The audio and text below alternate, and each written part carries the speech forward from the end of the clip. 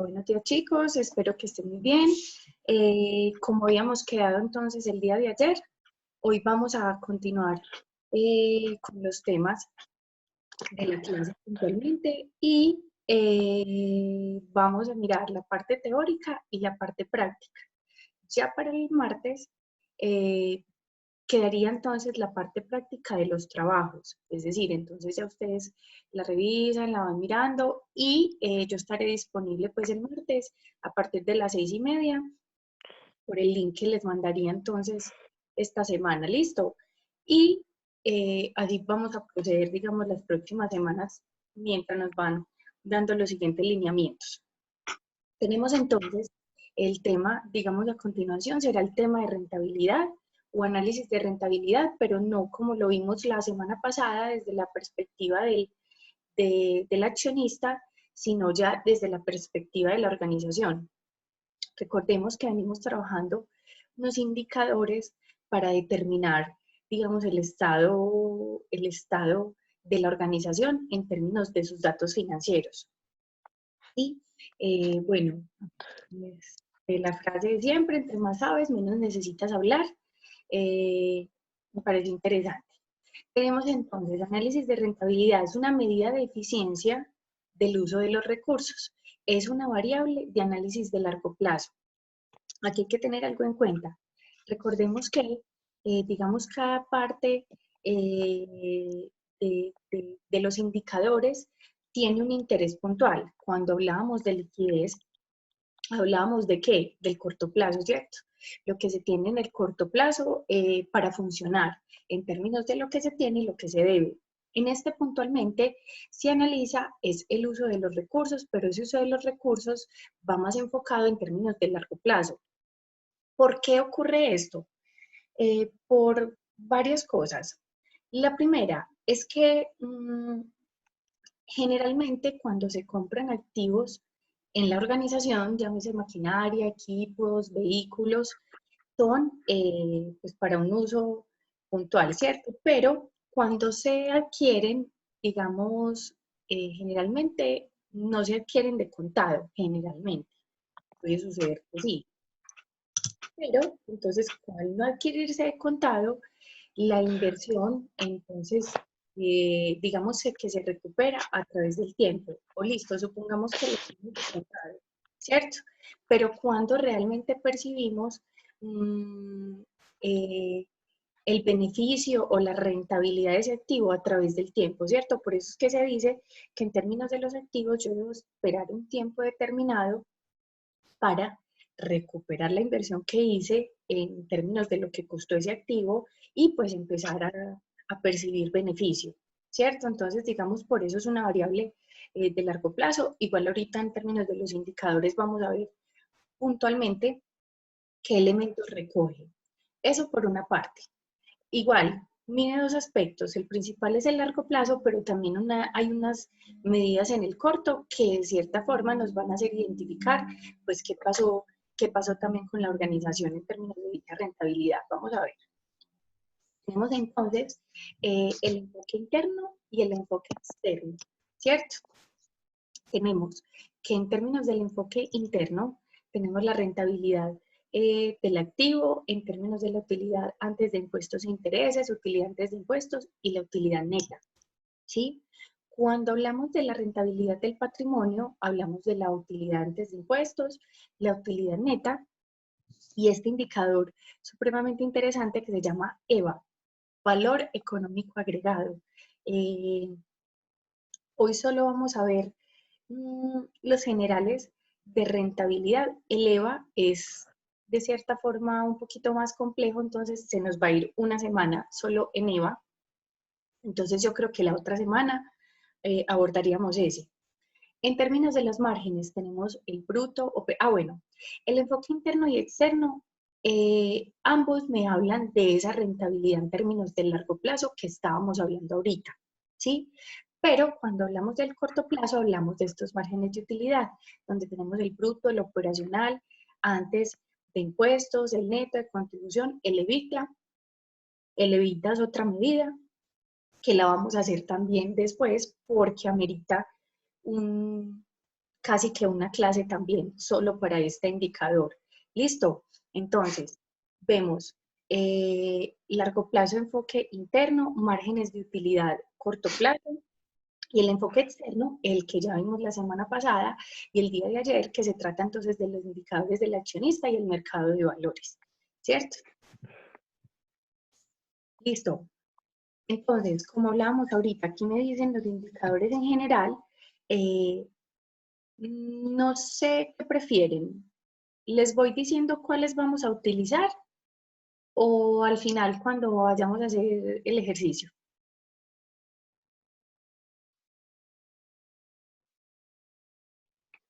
Bueno, los vamos Creo viendo. que queda mejor al final.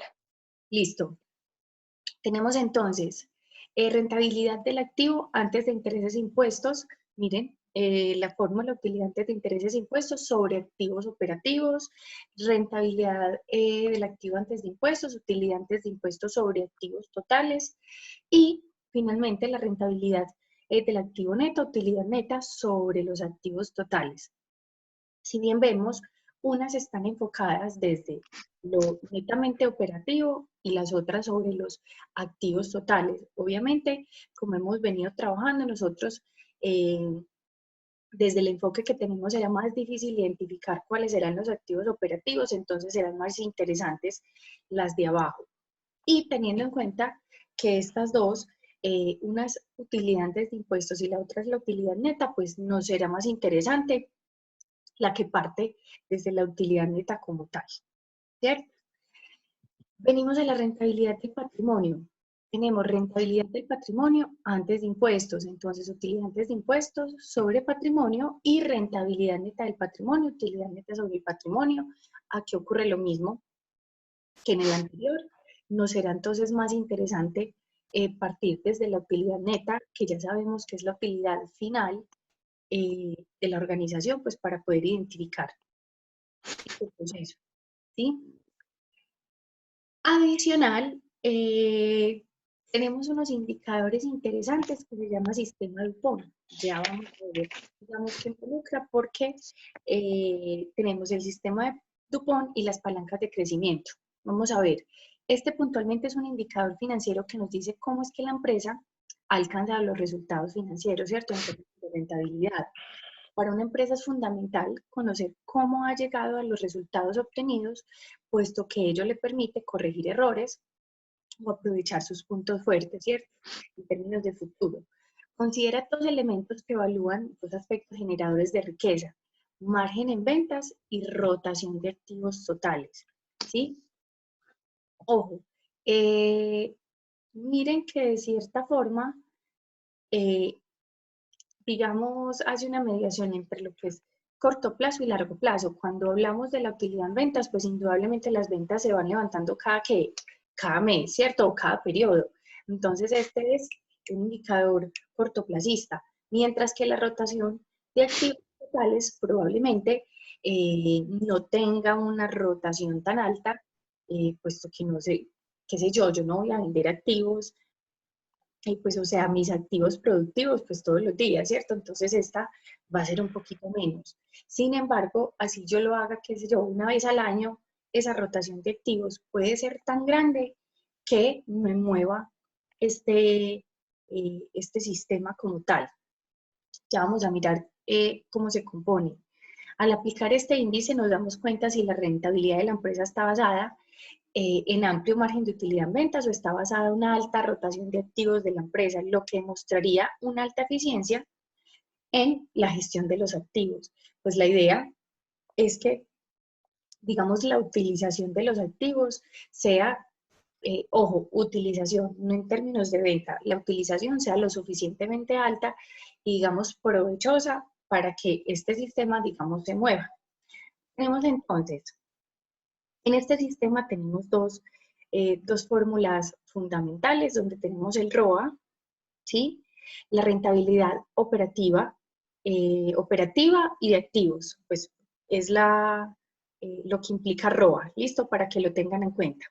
Rentabilidad operativa y de activos, donde me dice que es margen por rotación, pero lo que implica el margen es la utilidad antes de impuestos e intereses sobre las ventas, y la rotación lo que implica es las ventas sobre los activos. Ahorita más adelante, cuando lo apliquemos, vamos a identificar que pues estas dos puntualmente yo las discrimino, es decir, discrimino el margen, discrimino la rotación, para poder identificar qué, qué tanto está pesando cada resultado sobre el total, ¿sí? O sobre el resultado final. Lo mismo pasa con el ROE, rentabilidad operativa, pero esta ya en términos de unas palancas que me definen también qué está pasando con la organización. Si bien vemos que tenemos tres palancas puntuales: palanca de mercado, palanca operativa y palanca financiera. Desde esta rentabilidad o desde estas palancas que me dicen, venga, ¿cuál tiene también, por así decirlo, mayor fuerza en el indicador? O lo tiene la palanca de mercado, o la operativa, o la financiera. Esta también, en términos de la práctica, yo también la discrimino para poder identificar qué va pesando más sobre el resultado final, ¿sí? Estas puntualmente no son, miren que no son como las otras, que es una simple división y bueno, todos los indicadores, chicos, de rentabilidad dan en porcentaje, no se nos puede olvidar. Todos los resultados o todos los indicadores de rentabilidad me dan en porcentaje. Entonces, estas no son como las anteriores que simplemente eh, me daba, es decir, se hace una división y se multiplica por 100 y ya. No, miren que implica una serie de divisiones y multiplicaciones. Esta es un poquito más compleja, sin embargo, por eso se hace una discriminación para identificar su resultado, pues, qué, qué objetivo tiene, es decir, qué proporción tiene en un resultado final. Yo sé que a simple vista puede parecer complicado, pero ya vamos a ver que no. De hecho, es solo aplicar la fórmula y, bueno, identificar ese resultado que implica.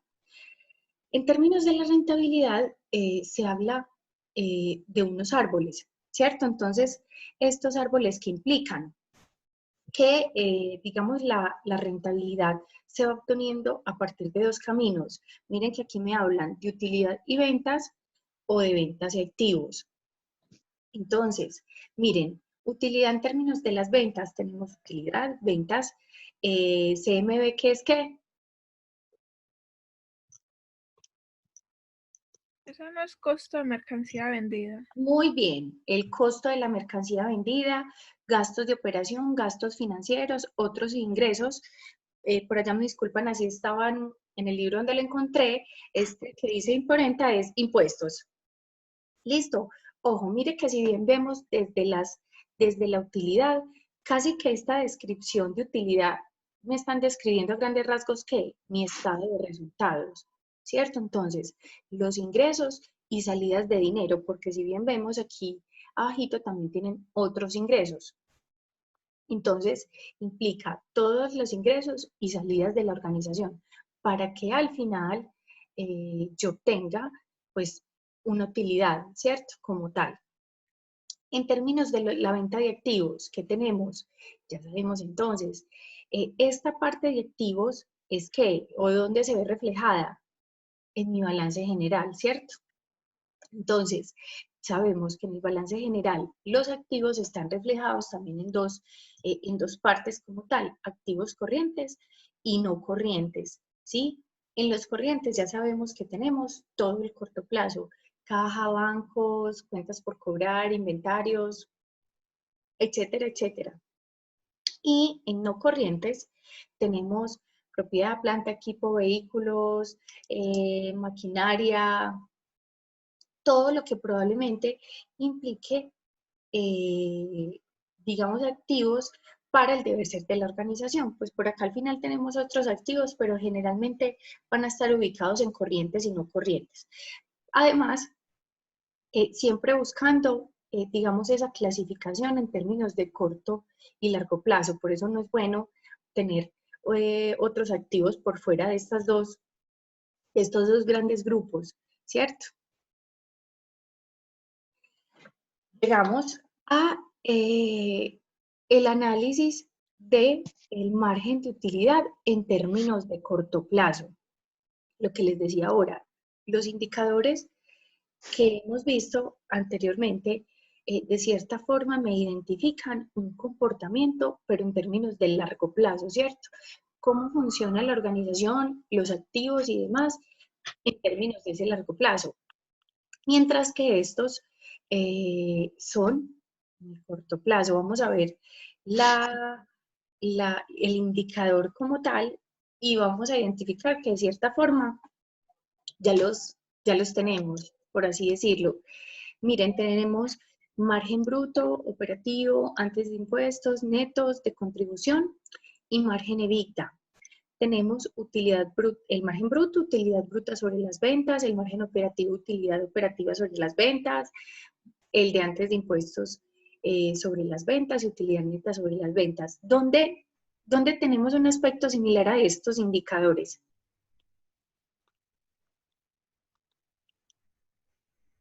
A ver quién me dice, el que me diga le pongo un 5 en seguimiento y le cambio una nota mala.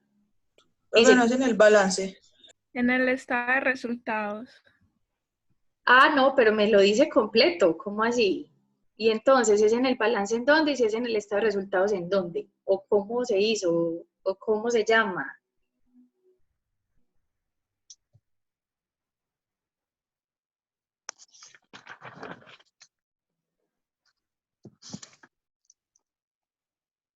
A ver, ¿quién da más?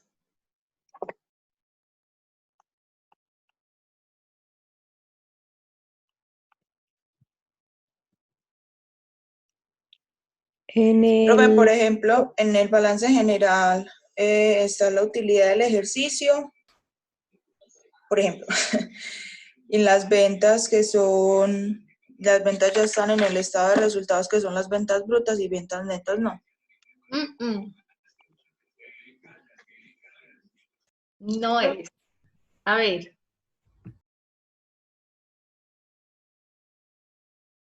Yo solo me acuerdo que eso es una cosita que nos enseñaban ahí en contabilidad, pero no me acuerdo bien. Que decía resultados al último. Se lo perdieron. Chicos, si recuerdan el análisis vertical del estado de resultados, ¿cómo era? Todas las variables dividido ¿quién? Las ventas. O sea que casi todos estos indicadores prácticamente ya los tenemos en el análisis vertical.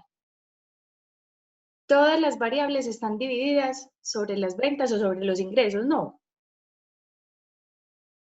Y estas pues no están de más, también están allá. Igual al final que las hagamos, vamos a ver que sí.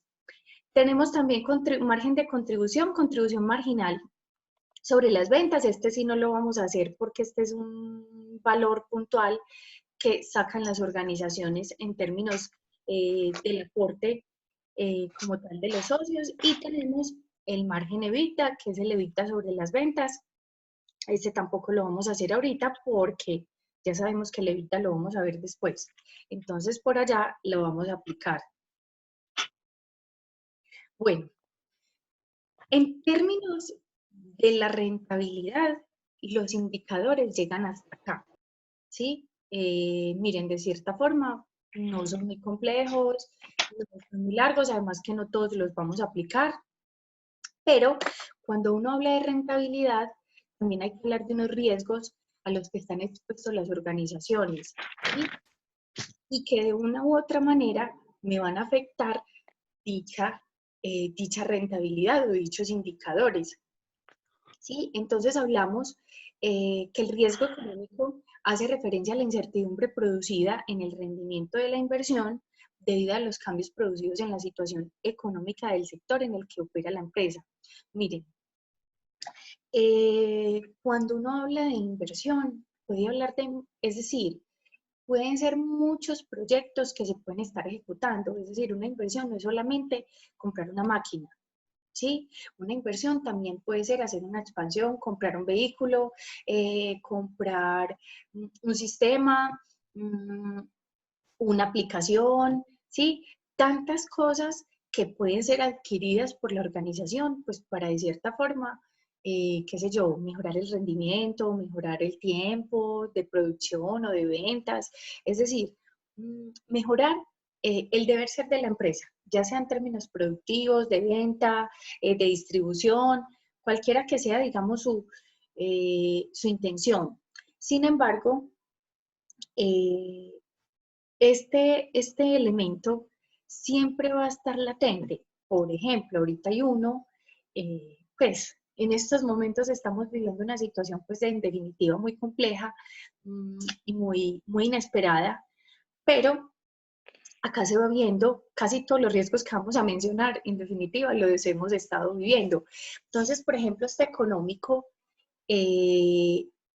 claro, lo estamos viviendo desde que empezamos, digamos, con esta pandemia, puesto que dada la especulación de lo que estaba sucediendo, los países empezaron a cerrar sus fronteras, ya no se está haciendo ni exportación ni importación, entonces esto inmediatamente hace que los precios, al menos de lo que está disponible en el mercado, suban, ¿cierto? Entonces, ojo, siempre que yo voy a generar, pues voy a hacer un proyecto, a comprar cualquiera de todos los que les mencioné ahorita, pues es decir, no es solo tomar la decisión y comprarla ya, sino que casi es formular de cierta forma, pues bueno, no un proyecto con todo pues lo que atañe, porque un proyecto pues es mucho más complejo, pero sí con un análisis de todas las variables que implica o que mueve dicha variable, ¿cierto? Dicha compra o lo que sea que vayamos a hacer. Entonces, claro que algo como esto suceda me cambia todo lo que yo ya tenía, digamos, analizado o estudiado. Por eso es importante.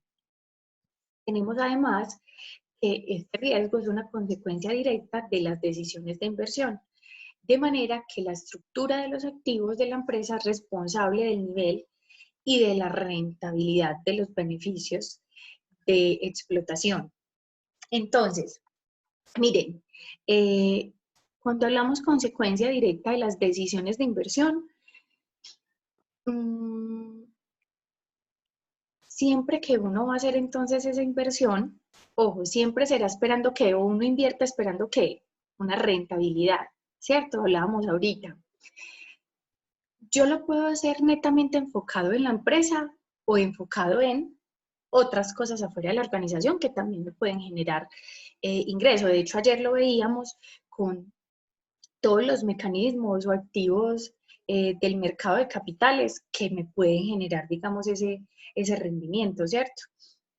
Entonces, por eso, también, digamos, este riesgo está muy ligado a dichas inversiones.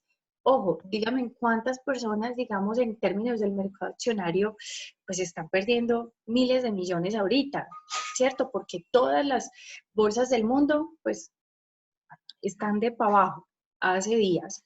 Y en sí, los productos o servicios que esas mismas empresas, digamos, ofrecen en el mercado también han tenido un cambio rotundo en términos del consumo como tal de los mercados.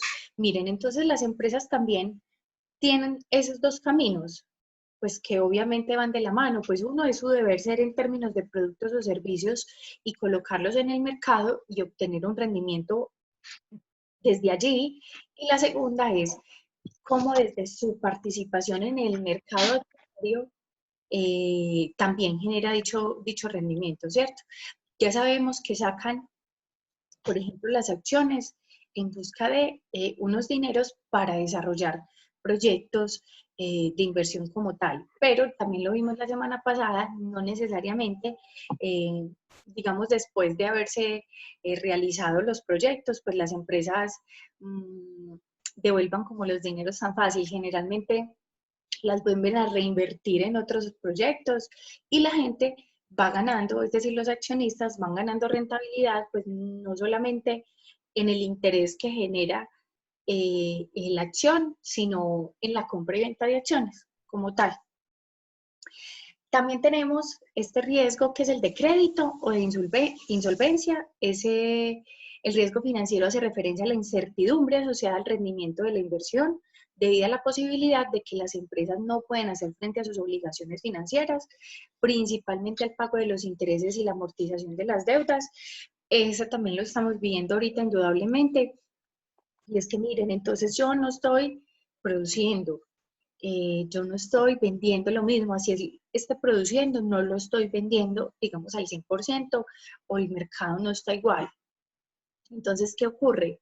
No estoy obteniendo los ingresos óptimos o los que yo estoy acostumbrado para cubrir todas mis obligaciones. Entonces,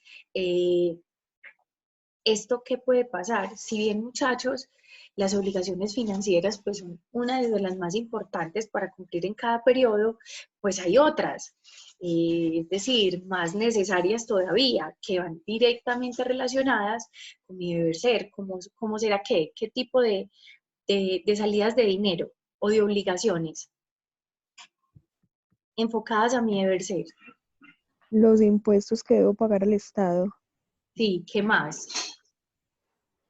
Las cuentas por pagar. ¿A quién? O bancos, proveedores. Listo, entonces proveedores, empleados, ¿sí? El Estado. Entonces miren que hay otras cosas en términos de corto plazo que también son supremamente importantes y el hecho de no cumplirlas, pues, ¿a qué me puede llevar? Por eso es que ahorita, de cierta forma, casi todas las industrias, todos los sectores económicos, frente a la situación que estamos viviendo, pues ha hecho, digamos, unas peticiones muy puntuales al sector financiero, ¿cierto? Porque no, pues, en su gran mayoría, no todas van a poder cumplir con dichas obligaciones en este momento. ¿Sí? Y miren, eso es muy delicado.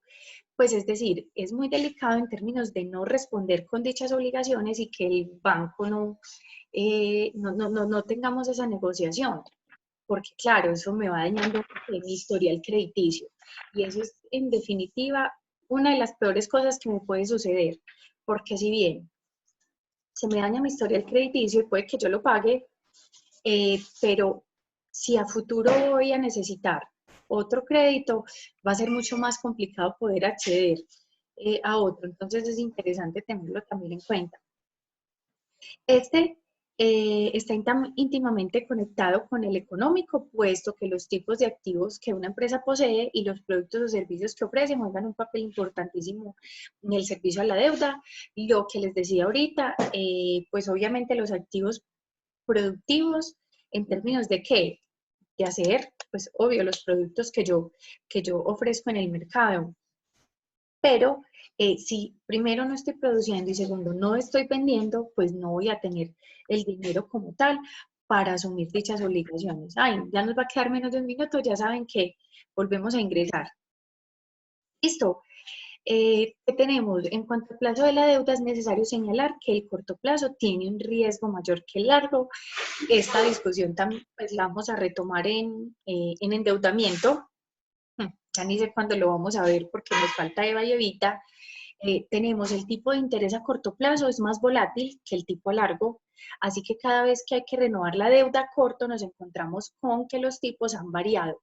Esto es muy cierto, y si la empresa necesita renovar el préstamo, no hay forma de conocer con certeza si el actual prestamista o cualquier otro en su caso estará dispuesto a volver a prestarle el dinero que necesita. De ahí, digamos, de cierta forma, la seguridad que genera el endeudamiento a largo plazo, ¿sí? En términos de dos cosas, pues primero aseguro el dinero por un